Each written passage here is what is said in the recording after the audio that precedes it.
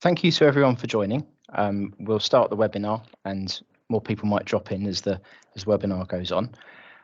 Before I start, just a couple of notices. We are recording this session so that it can then be shared with people that couldn't make the webinar. You can ask questions via the chat as we go along, and we'll do our best to address these at the end of the webinar. The webinar should last 15 to 20 minutes, and that leaves some time at the end for some questions. My name is Martin. I'm CTO at Sweethaven, and I've been CTO for about 5 years now and have worked in the education space for 14, 15 years. Today we're going to talk through the background to some of the changes that are coming in through keeping children safe in education, specifically around online safety, cybersecurity. We're going to talk about the roles of the leadership team, the IT team, designated safeguard lead. And we're going to talk about the new filtering and monitoring standards and cybersecurity standards, as well as give you some advice on the questions to ask of your IT supplier and where to go next. I'm aware that a lot of our customers have joined this call, and that's because we've been asked a lot about the new changes. So we wanted to try and give as many people the information in one go as possible. So I mentioned I'm from Sweethaven. Sweethaven is part of the inTEC education group. And we have about 100 managed service customers. We do many things for schools and colleges, as well as working on digital transformation and implementing IT systems. We look at their infrastructure, we look at the devices they use, and we also look at their cybersecurity and safeguarding. I'm Cyber Essentials and IASME Information Governance Assessor, and I've worked with schools for many years on how to meet not just safeguarding requirements, but data protection and cybersecurity requirements as well. So the background to the changes, there have been quite a few changes in years gone by. I think that the biggest one that we noticed first was in 2016. That introduced Appendix C, additional online safety requirements, but it didn't specify exactly who should be doing what within there, just that schools had a responsibility to not overblock the internet when accessing resources, which was a bit of change in thinking from previous guidance. Since then, 2021 introduced a whole school approach to safeguarding, and online safety was included within that. And in 2022, last year, specifically school proprietors, governors and leaders were given specific responsibility for knowing what the monitoring and filtering systems in place were, at what they do and how to manage them. And then this year, we've got some subtle changes, but at the same time, quite big changes. The designated safeguard lead has now what's called lead responsibility for understanding filtering and monitoring systems and processes. This means, we'll discuss that in a moment, and what that actually exactly means. Policies must include references to filtering and monitoring systems now, online safety policy, acceptable use policy, and any other policies that school follows. Typically, schools might have a handbook and they have do's and don'ts in there as well. It specifies that all staff must receive training and be aware of the monitoring and filtering systems. This awareness goes beyond just knowing that there is a system, and they must be aware of how it works and where activity is captured and where it might not be captured, for example. And then there's the introduction of the filtering and monitoring standards and cybersecurity standards, which I'll talk about a bit more in a moment.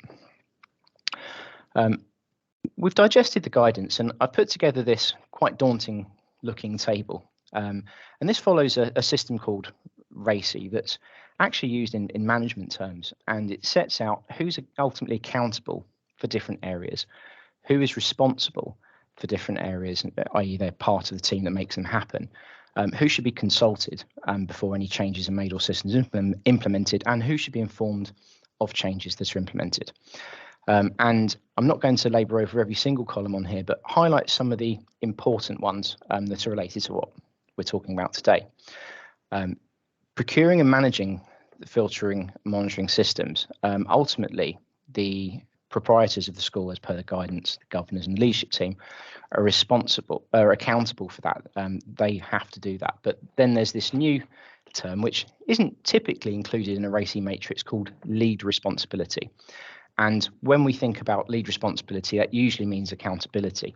The designated safeguard lead has lead responsibility for procuring and managing the filtering and monitoring systems, and that extends to making sure that you're selecting the correct one, and you're comparing different systems and undertaking an assessment. And we'll discuss a bit about that in a moment too.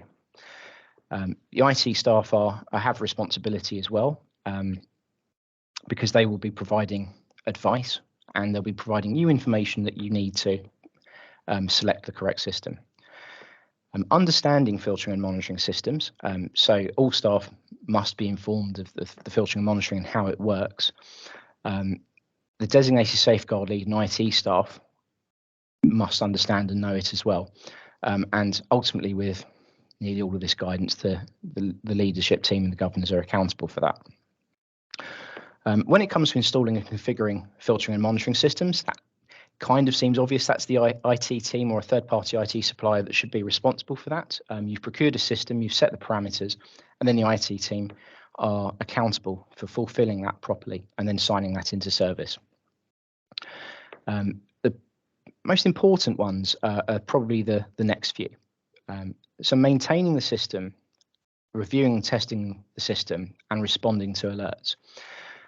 You'll notice that in those columns, the IT staff are responsible for maintaining filtering and monitoring systems, but then they're consulted on the review testing process and the response to logs.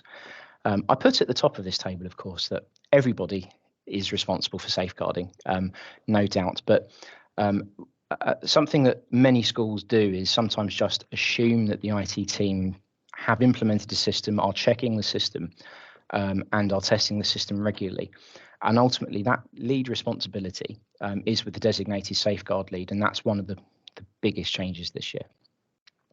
And by that, I mean there's a requirement for a review, an audit of systems, which is specified at least annually. But when you look at the filtering and monitoring standards guidance, then some of those tasks can be completed more regularly, and we'll discuss that in a moment.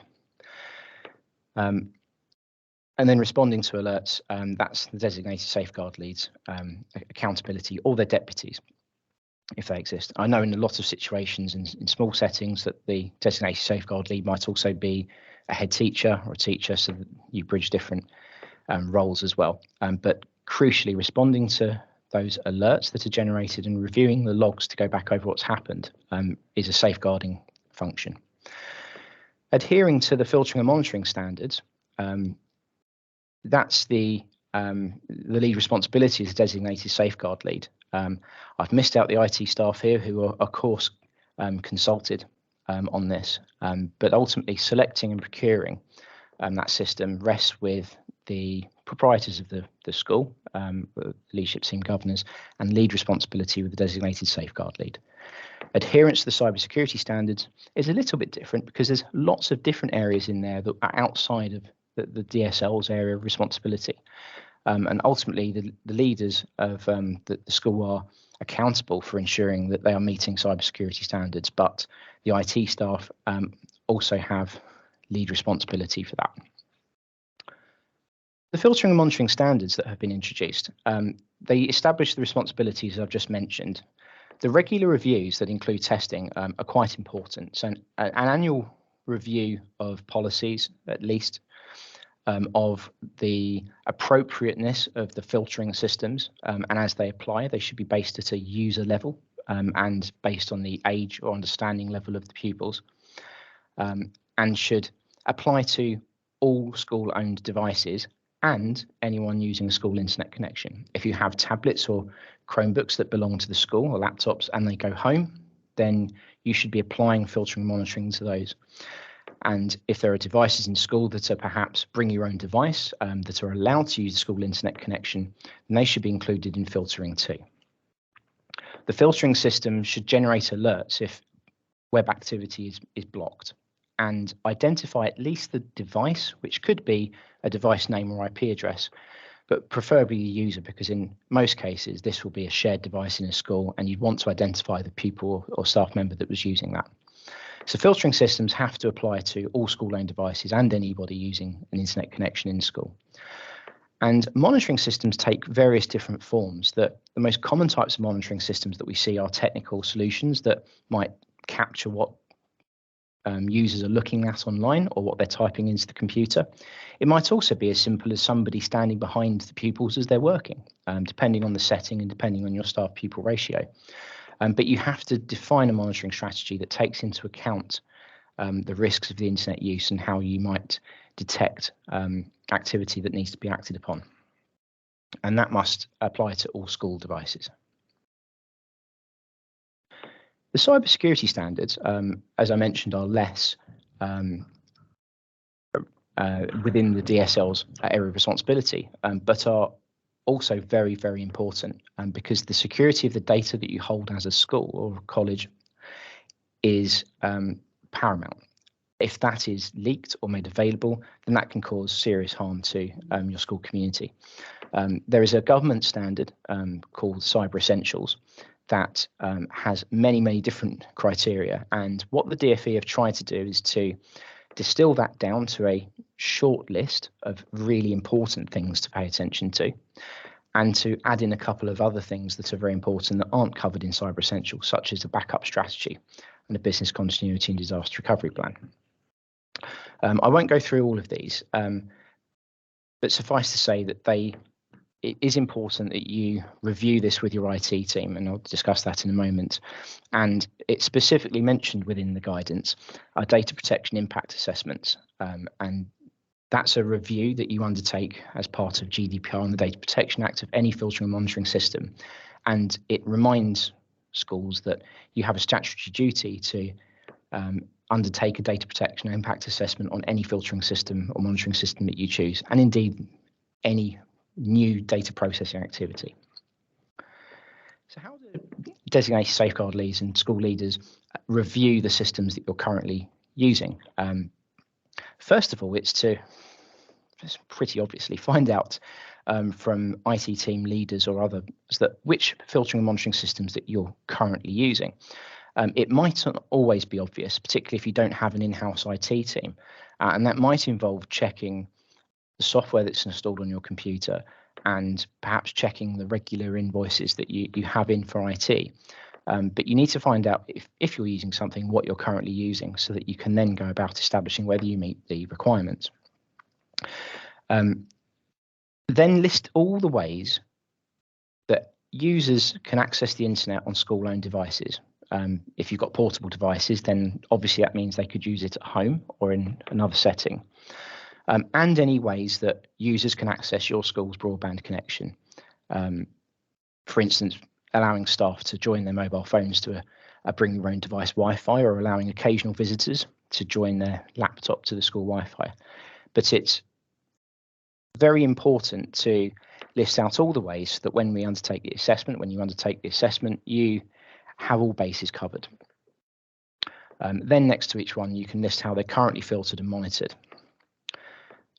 Then check who's receiving alerts from the system. That might be blocked web searches, blocked websites, and who's reviewing those logs. You can ask IT teams to provide evidence. So if you don't actually know any staff members are overviewing this or getting alerts at the moment, then you can ask the IT teams how things are configured, or you can call the software suppliers, the vendors yourselves, and ask who's receiving the alerts, and ask to see evidence that it's actually working, particularly if it's a system that you've recently procured and have installed, that you should have some verification that it's actually doing what you expect it to. Not receiving alerts that you used it, or not getting any phone calls from assisted monitoring services that you might be buying into are key indicators that the system isn't doing what it should do. And then finally, on the cybersecurity standard, to ask the IT team to respond to all of the criteria within there, so that as a school leadership team, you can judge how far along the line of getting to a good cybersecurity standard you are, and then any remediation actions. One of the most common outcomes of that assessment would be something like multi-factor authentication on email, which in the guidance they say at a minimum admin staff should have multi-factor authentication enabled, but preferably all staff. And actually, to meet the Cyber Essentials standard, which is a separate, more comprehensive standard, you need all users to use multi-factor authentication. So in summary, everybody has to understand what their responsibilities are from the guidance, understand what the filtering and monitoring standards are, what an effective filtering and monitoring looks like, and checking whether your IT systems are meeting the cybersecurity standards that have been set out. Both of those standards are available on the Department for Education's website in the same section as the Keeping Children Safe in Education guidance, which came into effect from the start of August. We've put on here some of the vendors that we work with. We are happy to provide advice, and you'll receive a pack including the slide for attending the webinar. And it's important to note that there often isn't just one solution that covers all bases. Once you've listed out all the ways that pupils and staff can access the internet in your school or with a school device, you may find that there might be potentially more than one solution that might be appropriate to your setting. But again, we're happy to provide advice, and the vendors, of course, are as well. Thank you very much for attending the webinar. I'm going to have a look at any questions that have come up as we've been going through, and I'll do my best to answer them.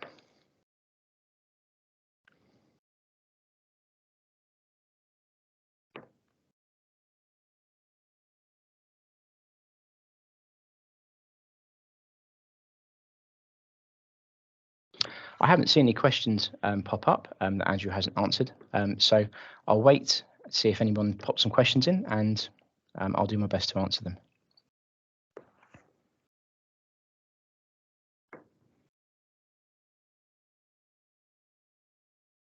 Scott asks, how often is the DfE cyber guidelines updated?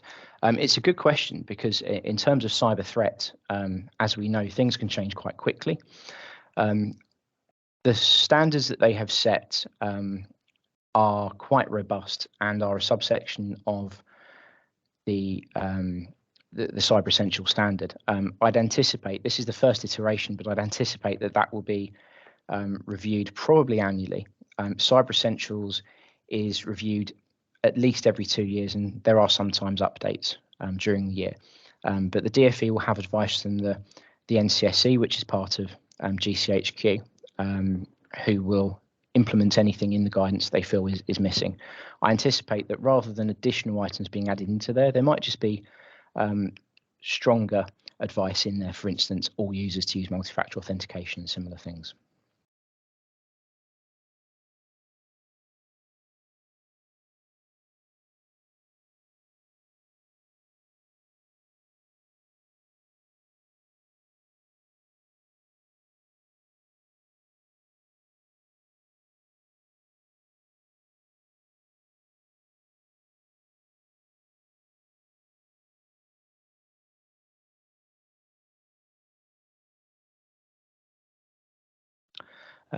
Somebody asks, is there a deadline for meeting all of the filtering and monitoring and cybersecurity standards? Working to this, but depends on budgets and resources. So I'll answer that part of the question first. The guidance says that you should already be meeting this standard, and it came into effect on the 1st of September. That said, there are items in the guidance where you should, and use that should be meeting this rather than must be. And it really depends on the risk assessment you've undertaken and your particular setting. So from a filtering and monitoring perspective, if you've undertaken the risk assessment and you have a good and comprehensive online safety or e-safety or acceptable use policy already, then you should be in a place to be able to put in mitigations. For example, if you don't have an effective monitoring system and you're an early years setting, then you'd have very close supervision from a member of staff with devices. If you have looked at how you access devices and there might be higher risk, i.e. you're sending devices home and there's no filtering on them, then that calls for speedier action, which might involve, for example, locking down internet when the devices are out of the school. There isn't a standard template for risk assessment as far as I'm aware, but the steps that I've described where you list out all of the ways that you can access the internet with school devices, and all of the ways that you can access the internet with devices on your school network, which should end up like a Venn diagram where nearly all of your school devices will be in the center of that. You can then list out the risks in terms of whether web activity is monitored, how well it's filtered, i.e. are there different levels for staff and for pupils? Do you allow things like YouTube? Do you enforce safe search? And IT teams can help with that, and we're happy to provide advice on how that process looks as well.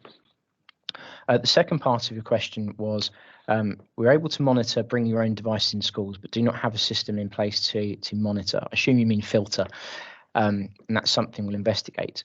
The guidance specifies that the monitoring strategy should apply to school-owned devices, which means that if you've got a monitoring system, then it doesn't need to be, for example, recording key presses, then they don't expect that monitoring strategy to also be applied to personal devices and visitors' devices.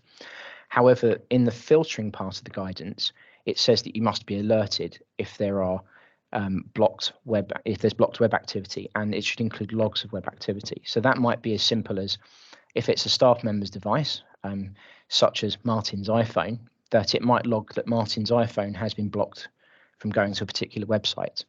A lot of Wi-Fi systems are set up so that rather than using a standard password to join it, you actually log in with your school account. And that has two effects. One is, of course, you can limit that access based on user, and you don't have to give a password out to people that anybody might then memorize or use. But then the web activity that goes through your filtering solution will then be attributed to that user rather than just an IP address or a device name. So you don't have to implement overbearing monitoring systems for people bringing personal devices in. That said, if you rely on personal devices, for example, if you have a sixth form centre and you rely on pupils bringing in their own personal laptops into school, then you might risk assess that and consider that there might be other ways that they have to be monitored. For example, they must only use them in the learning resources area or in a classroom, for example.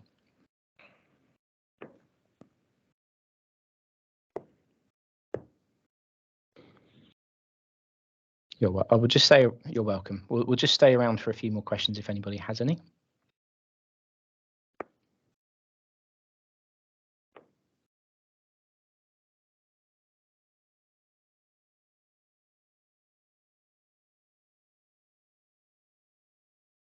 Okay, I haven't seen any more questions come up. If you have any more questions, the slide deck, the pack will follow up in email to you, so you'll be able to then respond with any questions you have. Sweethaven and the inTEC education team and myself are available, so if you have any further questions or you maybe misunderstood part of it, or you've read through the slide deck and you have some more questions, then just reach out to us. We're happy to help, and we're happy to provide some agnostic advice on the different filtering and monitoring systems that are available and how they might be appropriate to your setting. Thank you very much indeed.